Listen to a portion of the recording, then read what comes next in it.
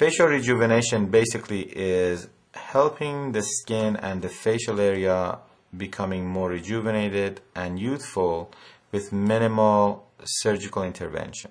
The goal here is to give the patient the best natural result with the minimal surgical procedure and cutting and scarring. What are included in this subcategory are: one, fillers.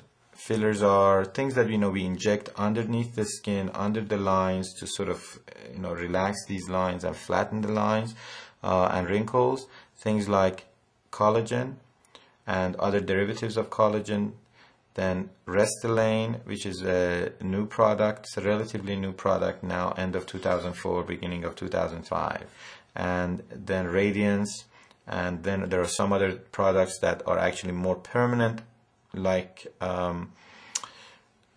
Advanta implants. And these Advanta implants are more sort of pseudo-surgical, and we'll talk about them.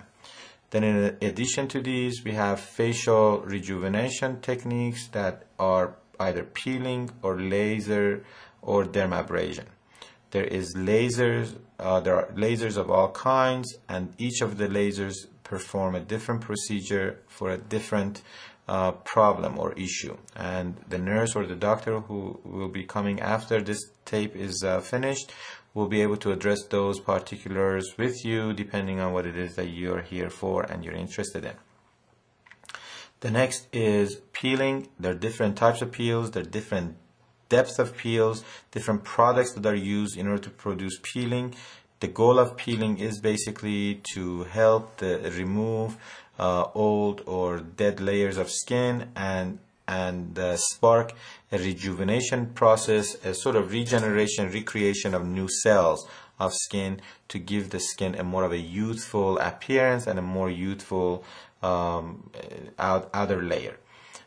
Beside that, then it would be microdermabrasion or full dermabrasion. Microdermabrasion, as you know, is a small crystal sort of particles flowing very close to the outer layer of the skin, and with it, it takes away the superficial cell layer of the skin, and then in the process, over the course of the next few days, new skin cells will be regenerated, and then you get a more of a glowing, natural look. Very, very, very beautiful outcome. And basically, it's something that you want to take advantage of basically every so often.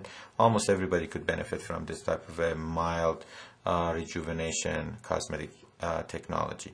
The next is deeper dermabrasion, and it really is useful for deeper lines and acne scars and deeper blemishes of the skin that would otherwise not benefit from any other procedure. Again, make sure that you discuss those issues with the surgeon or the nurse that will be coming to talk with you. Our goal at the Numi Institute is to give you the most natural outcome, least amount of complication rate, the fastest healing process, and get you back on track really rapidly without really giving you any excessive risk and complication rate.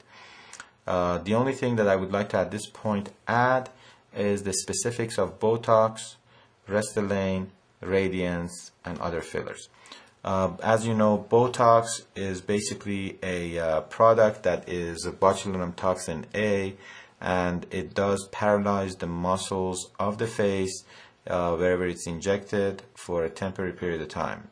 Depending on the individual, it could range from 2 to 3 months all the way up to 6 or 8 months. Generally about 3 to 4 months is the average. In the process of paralyzing the muscles, as you know, the facial muscles cause the little lines, and contractions of them would cause these little wrinkles around the eye called crow's feet, corrugator muscle, the frown lines, and then the forehead lines. When we inject the Botox, and usually it's very painless when we do the numbing creams and so on applied to the skin. When we apply these injections, it really minimizes these lines for several months, gives you more of a rejuvenated look with less lines to worry about. Then we talk about these deeper lines. Sometimes these lines, that are formed by the contraction of the muscles over the years become so deep that Botox alone cannot address them. So at this point, things like fillers like collagen, Restylane, Radiance are the ones that we can use. Collagen, as you know, is basically a bovine product. There are variations of it now that are made from human body and etc. They're temporary generally. They get injected right underneath the deep lines and wrinkles, and they'll smooth and flatten the lines for several months at a time. So up to 4 to 6 months depending on the patient. They're excellent for temporary improvement of these lines. Then we have the Radiance. Radiance is more of a long-term solution. It is a product that basically lasts 3 to 5 years according to the company that makes these products, and depends on the area that we injected. Make sure you talk to the surgeon, make sure that the areas that you're concerned about would be a particular area that Radiance can help. Where in my practice I've noticed that it's really excellent is in the nasolabial folds, and it goes right deep underneath the skin fold, and it does smooth that line for 3 to 5 years. It's really excellent for that period of time. A smooth product, also very nice, sort of in between collagen and collagen type of products and Radiance, is Restylane. This is sort of a newer product. It lasts up to 9 months, 6 to 9 months. It's pretty smooth. It really gives you a very nice contour. It's great for lip augmentation. It's great for again nasolabial lines or any facial lines. I really love this product. It's been around for about 6 to 9 months now, and I'm starting to really get excited about it because it's almost as great as any other product that we've ever seen introduced for filler. And none of these products are really perfect solutions. I think the perfect solution would be something that would be permanent and as smooth as Restylane, but yet we have not seen one. And I think the closest that we've ever come to it so far is Restylane itself. Make sure you talk to the nurse or the doctor that would be following this tape, and they'll be discussing specifics with you as to which one of these particular procedures will fit your needs. One of the other things that we need to at this section talk about is facial implants, and we'll go ahead and separate this section from the previous section because facial implants per se are pseudo-surgical or surgical, and they're not really a quick office visit. Make sure you do ask about these facial implants because they could be the ideal procedures for you, and they really have minimal downtime.